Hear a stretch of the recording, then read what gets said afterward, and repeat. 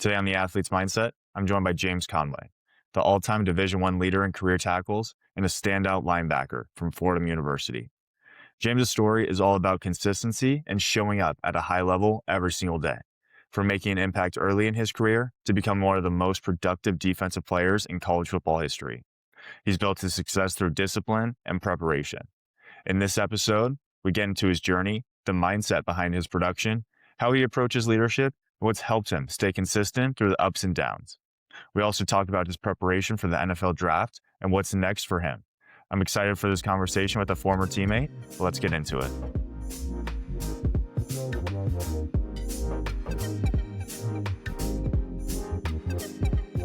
James, welcome to the podcast. How are you? I'm doing well. Thanks for having me on. Yeah, absolutely. As a former teammate, a guy I played with in high school who I always just saw as an unbelievable player, but just an unbelievable person. And you've had quite the career so far. You end up at Fordham, have an unbelievable collegiate career. So now you're prepping for the NFL draft. But I want to start at the beginning. You know, when we were in high school, when did college football kind of become an idea in your head of that you wanted to play? And how did you end up at Fordham? Yeah, so I always looked up to some of the older football guys, right, at Millard West. So someone who comes to mind is Jacob Harmdurks because he was a basketball guy. Um, he was a football guy. He was a linebacker, tight end, kind of like me at the time. So I kind of saw his route going to Northwest Missouri State, and I saw that as an opportunity. And I found out that he got a scholarship, and I thought that was like the coolest thing ever. So I was like, okay, I think I'm a similar body type to Jacob. I love playing football. Let's see how far we can take this thing. And so just kind of showed up every day in high school, just to put myself in the best spot possible, really. So did that. Wasn't really recruited a ton straight out of high school. So didn't have a whole lot of traction. Going into my senior year is when I kind of started to get some offers, mainly some FCS. My first offer, I think, was Dartmouth. Um, Ivy League, and then I got like maybe two or three more Ivy League schools. And then North Dakota State gave me a walk-on offer. They seemed pretty interested, and that was very intriguing for me because they're a powerhouse, obviously, in the FCS. Now I'm moving up to the FBS. But yeah, loved it there. It was really cool. But I had a scholarship offer to Fordham. Um, and ultimately, that was hard to pass up just because of the great academics, experience New York City, pretty high level of football, not quite the same as North Dakota State. But yeah, and then obviously the scholarship on top of it was something I valued, like I said. So that's how I ended up there. They don't recruit Nebraska. Okay. Actually, they just kind of found me through Twitter. So I was pretty blessed in that way. But yeah, that's how it happened. Yeah, I mean, it definitely worked out for Fordham getting you to end up on campus. And I want to talk about your freshman year because you were unbelievable. You got to play in Memorial Stadium against the University of Nebraska. Like you had some really cool experiences, and you just dominated. You were the leading tackler as a freshman. A lot of freshmen struggle when they first get onto campus. What was your mindset to just show up on campus and just be a dog from the get-go? Yeah, well, thank you. I think when I first got to campus, I think most freshmen are like this. You're sort of a sponge. You kind of soak in the habits of the people around you. And so at first, for the first couple of weeks, I was kind of figuring out who I wanted to be, who I wanted to surround myself with. And luckily, I got into some good hands in the linebacker room at Fordham, and really just the football team. There's a lot of good guys on the team at the time. So. Um, yeah, it was really fortunate that way, when I got there, and right away, like you said, the fall camp is pretty much all I had. I was there for about a month in the summer, and then we rolled into fall camp, and I think I was a 3 or a 4 at the linebacker position, Mhm. and, just kept showing up and playing and showing what I could do. I don't think I was extremely developed on the playbook side of things in high school, Mhm. so I was learning a lot. I was certainly a little behind, but just trying to learn every day.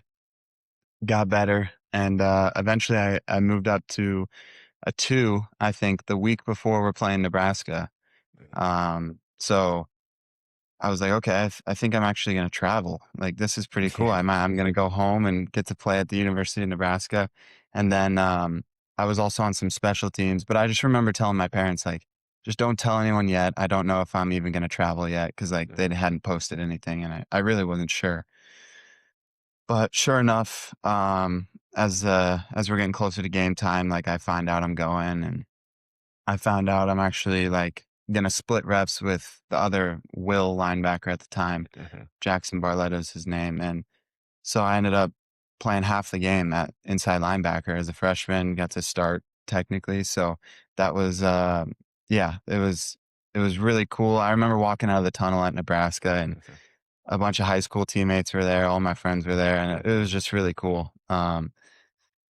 So that game in itself was an amazing experience. And then game two, week two, Jackson Barletta, that linebacker, ended up breaking his ankle. So then that was like the first or second drive of the game, I think. So from that point on, I was playing every snap of inside linebacker for the rest of the season. So Mhm. like I said earlier, my playbook side of things still wasn't as developed as it needed to be, really. But I was thrown into the fire, and you learn pretty fast when you're getting live reps every weekend, and people are counting on you. So yeah, that really helped me develop into more of a player. So I started learning really quickly, and then also, I think football is just football at a certain point, so just using my instincts and, finding a way to get to football, was pretty helpful that freshman year, and then, like I said, the linebackers at the time were just great people and really, showed me what it like, I thought I was working hard in high school, I thought I was Mhm. doing things right, eating well, and then I go see them, and I'm like, "Okay, like, this is a whole different level, like, I can do a lot more," so um, yeah, that's kinda how freshman year went, and how I got situated at Fordham. Yeah, I feel like that's the best way to do it. Is it's nerve-wracking, it's scary when you kind of just get thrown into the fire and you're expected to perform.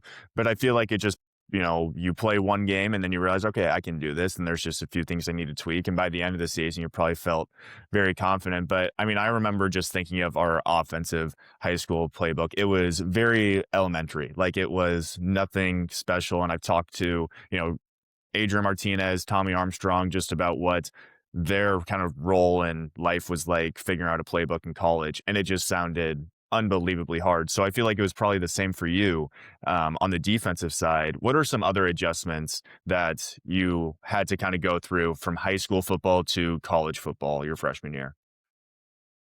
Sure, I think, the size of the athletes, like, everyone's a pretty solid athlete, even in the FCS, so, like, high school, I just remember kinda, like, linemen were pretty much, for the most part, like, my size, and I could just kinda Mhm. run into them and get my hands on and throw them off, but, there's a lot more technicality, I think, Mhm.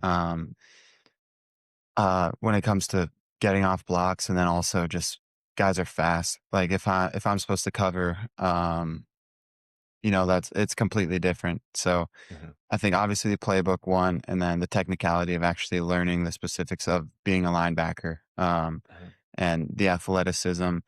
Um, like I said, football at a certain point is football, so it felt natural, but it definitely did take some getting used to because it's a higher level. Yeah, I mean, that makes so much sense, and obviously, it's something that you made the adjustment to extremely well.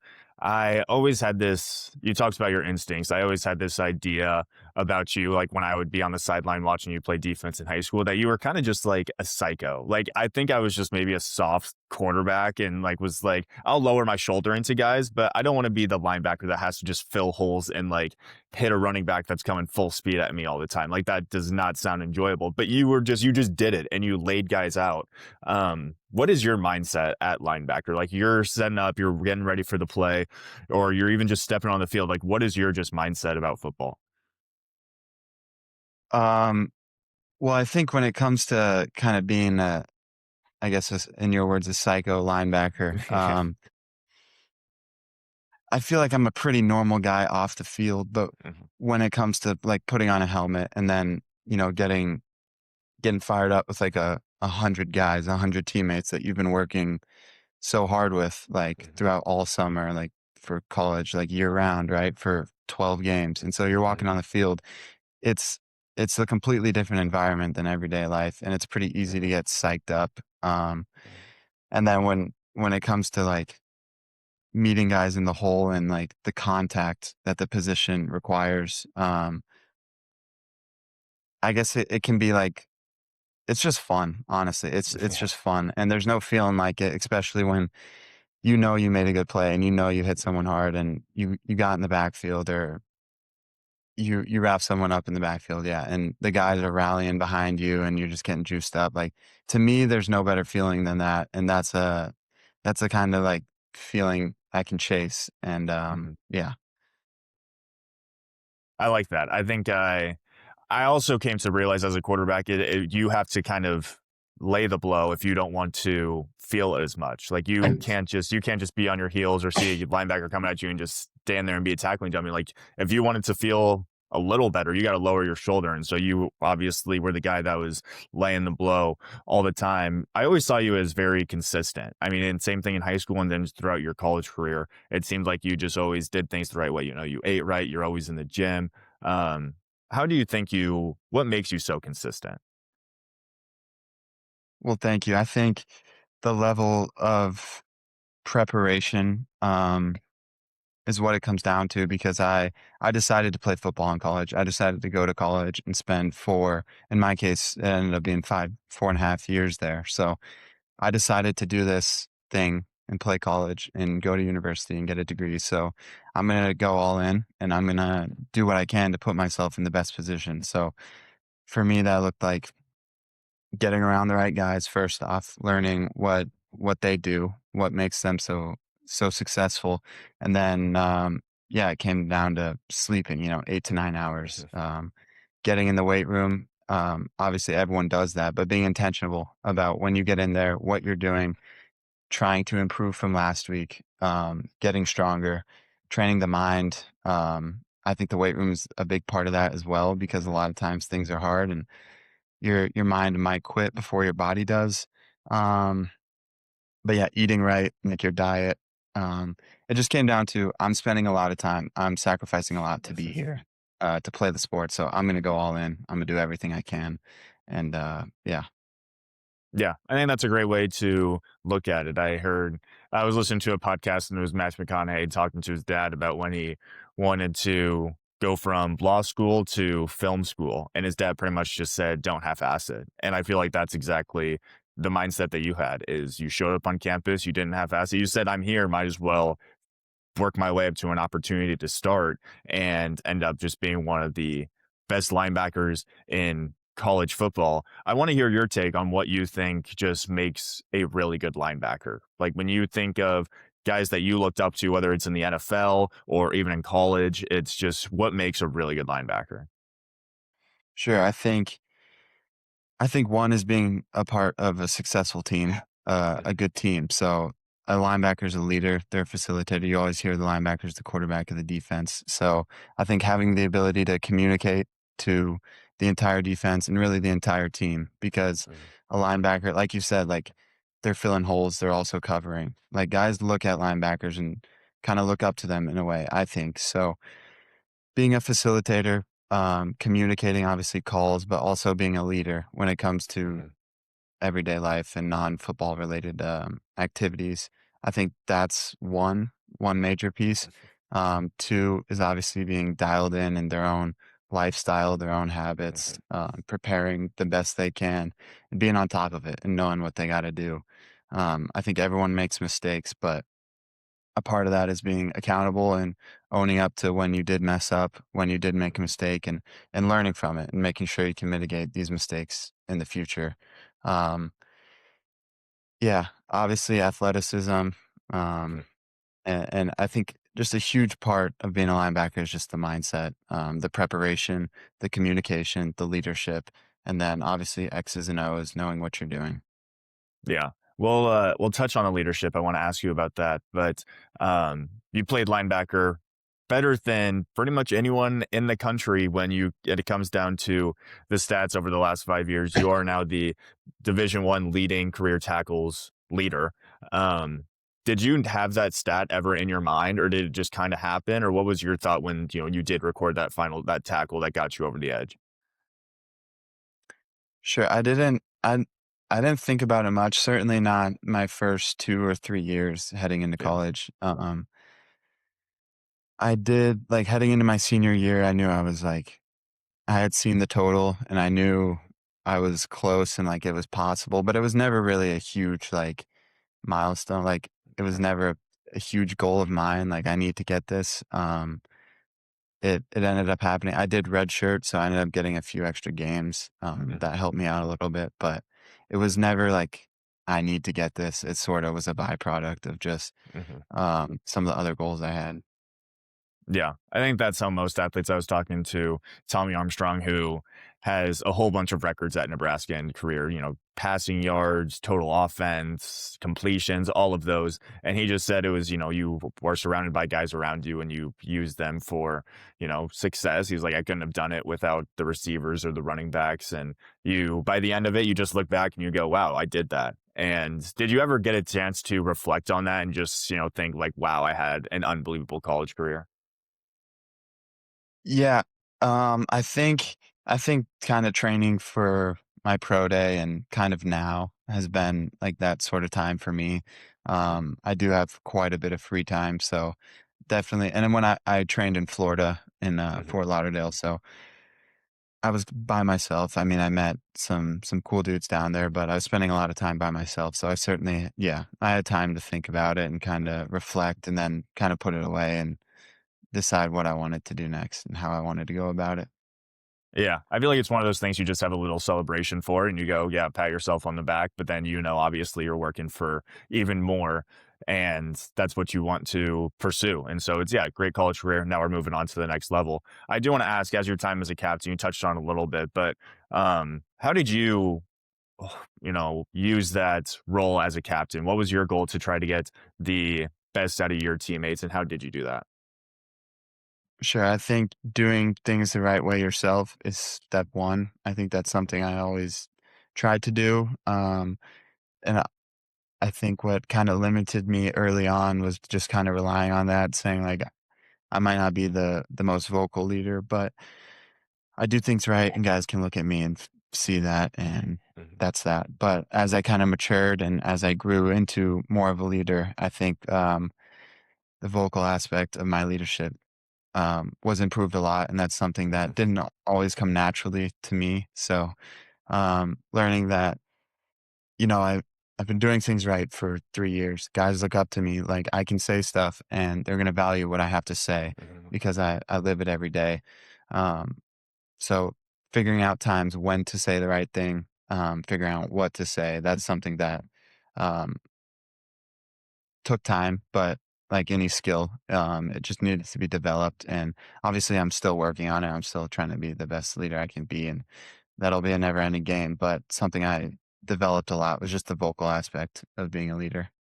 yeah, because you always did the, lead by example. I think that was something that everyone saw, whether it was in the weight room, whether it was just in school, whether it was on the field. You always just led by example and did the right things. And I think it is tough for some people that or were like you that just did a really good job of, you know, leading by example, doing what they needed to, but didn't really speak up a whole bunch when you then realized that your voice would be valued. Did you get to a point where you kind of realized when you were a freshman, there were older guys that you really listened to, and then you got to a point, your junior and senior year, and said, these guys probably look up to me, and so I need to speak up a little bit more? Yeah, yeah, absolutely. I think it always meant the world when like an established older upperclassman said like good job or Mm, even vice versa if they said maybe like you're not doing that quite right like you should mm, like I don't know you just got to fix that that meant a lot too so mhm. definitely learned a lot from the older classmen upperclassmen. Yeah. I know you had struggled with a little bit of an injury your last season. I think a lot of guys, I mean, especially in college football, you see injuries all the time. How did you handle that and just stay positive throughout that process of, working to get healthy again?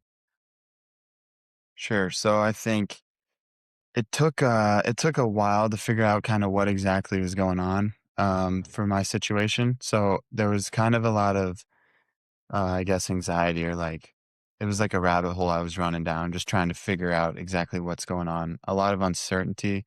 Um, but I mean, throughout that whole process, I just had like, I keep saying it, but a good group of people Mhm. around me. Like sports are the best because you go through hard things together and you just become friends very quickly and brothers very quickly. So I always had like good people I could lean on, and my roommates were like my best friends, and I could talk to them about anything. Like we weren't always focusing on football or Yeah.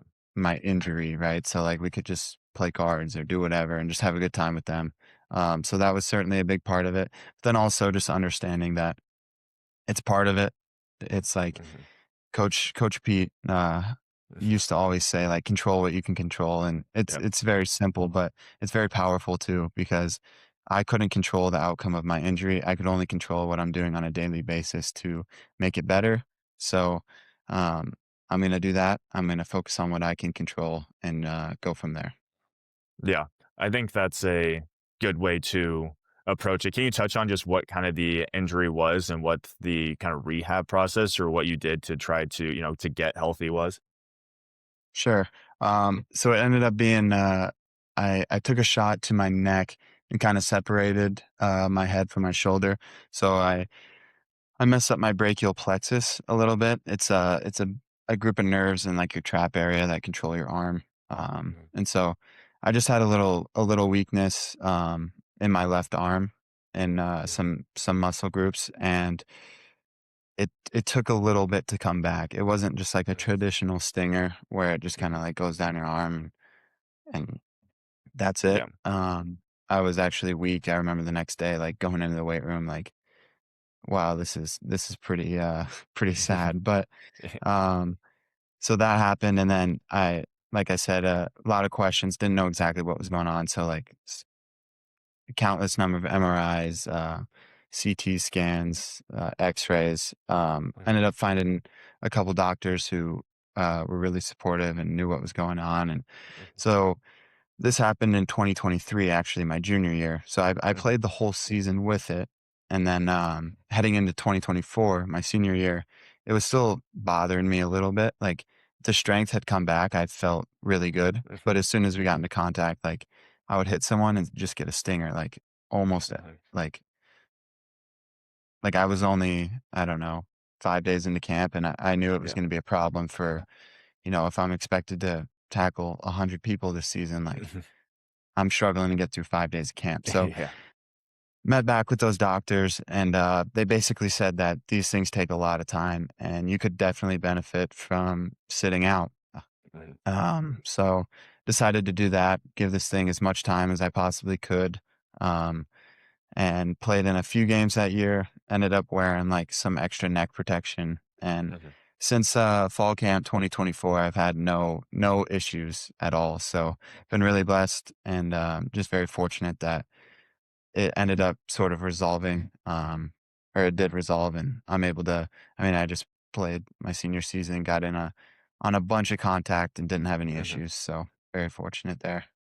Yeah, I mean, I think that's perfect timing too, as you are preparing for the next level and the NFL, and just went through your pro day, and now you're looking on to the next level, and you're feeling healthy and 100%. I want to touch on the mental side of football before we get to your, NFL preparation. What do you think is the biggest struggle mentally you see with college football players, just guys in general? I liked how you talked about, the control which you can control, but other aspects that you think guys struggle with. Sure, I think it's very demanding. I think I've talking just to college athletes, most sports Mhm. are, right? But football, it definitely takes up a lot of time, and Mhm. um, I think guys can just kind of get caught up in showing up every day and not necessarily enjoying it as much as maybe they used to in high school or Pop Warner. So I Mhm. think that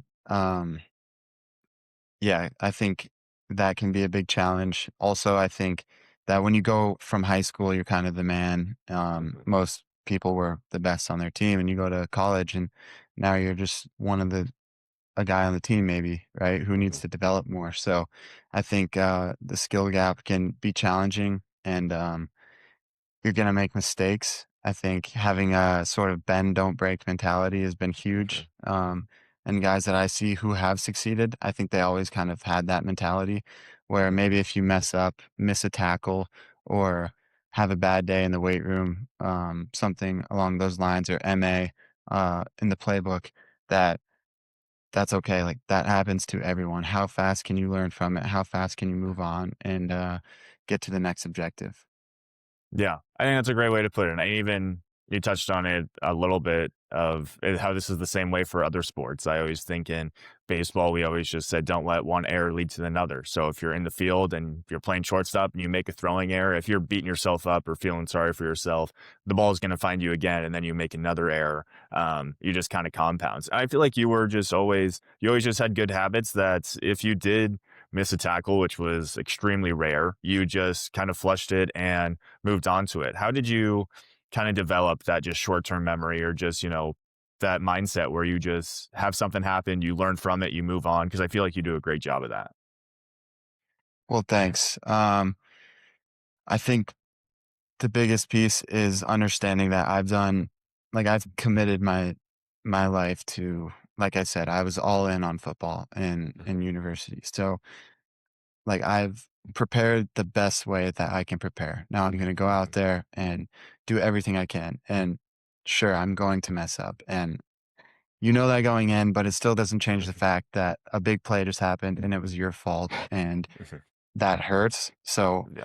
it's not just that easy to breeze over, but then the next play happens, and the next play happens. And like you said, it's going to compound if you don't just move on.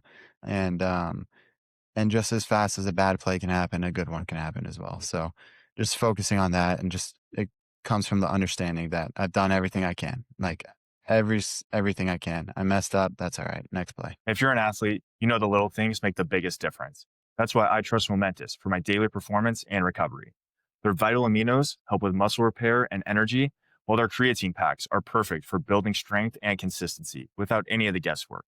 Whether you're in the gym, on the field, or chasing your personal goals, Momentous supplements keep you fueled to perform your best. If you want to take your training and recovery to the next level, check them out at momentous.com and use the code Athletes Mindset for 15% off. That's Athletes Mindset for 15% off at checkout. Yeah, I love the positive attitude. Now I want to get into your preparation for the NFL. How has your mindset kind of shifted going from, college football to now you're prepping for the NFL, and what's going into your NFL prep? Sure. I think in college I was, especially the last couple of years, like you said, I was focusing on being the best leader I could be, and trying to get the entire team moving in the right direction. And now that that's done, I'm just a one man show, and so it's everything is back on me now. And obviously, I was always focusing on myself as well, but now that's all I have. That's all I'm doing. So that's a big adjustment, I would say. Like I said, I was training in Fort Lauderdale at XPE, so the pro day was first up after I graduated. That's where kind of all my energy was. So I knew that I was always looked at as kind of a, I guess, unathletic middle linebacker, to the pro scouts at least. So I knew that I was going to have to do very well, especially the 40-yard dash. I think that was my biggest focus. So went to a good facility, with people I trusted, people my agent trusted, and just trained really hard, did everything they asked of me. And yeah, it was about 2 months. Met some other linebackers.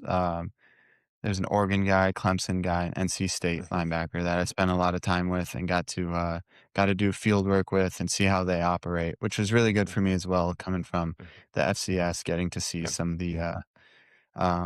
the bigger prospects, I guess. So yeah, that was all great. Pro day happened. Went pretty solid, I would say. I was pretty happy with my final times and metrics. So that was good. And now I am back in Omaha just training, and the draft's in what, a week and a half. So should find out shortly after that, like what the next steps are. Mhm. But just had a few interviews and stuff. So yeah, feeling good. That's kind of where I'm at, just training. Um, yeah. That's awesome. What will an NFL team get out of you when when James Conway signs that contract? What is an NFL team going to get out of you at linebacker? Think they're gonna get a guy who loves playing football, who's gonna be extremely coachable, and always learn from the guys in the organization who are doing it right. Um, uh, yeah, someone who's gonna show up every day, do everything they can to put themselves and the team in the best position possible. Yeah, I love to hear that.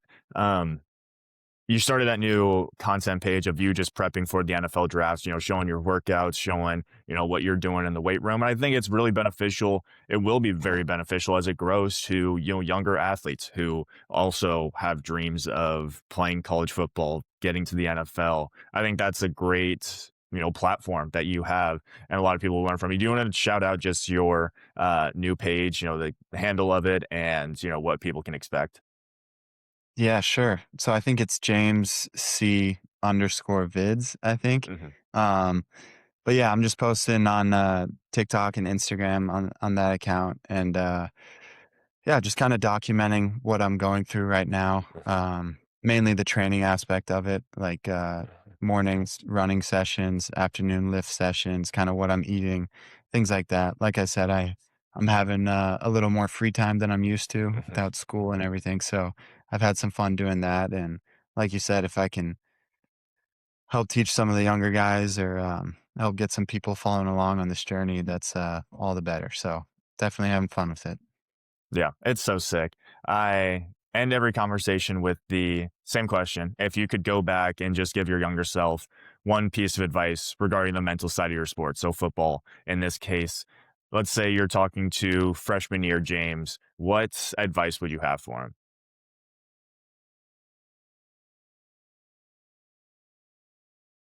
I would say to be a sponge and learn from those succeeding in the organization. To do that, learn as much as you can from them, and then have that bend don't break mentality, and just focus on what you can control, and commit to it, and put yourself in the best position. Yeah. I absolutely love that. I mean, and you are a guy that continuously just got better and better throughout his college career. So that is amazing advice.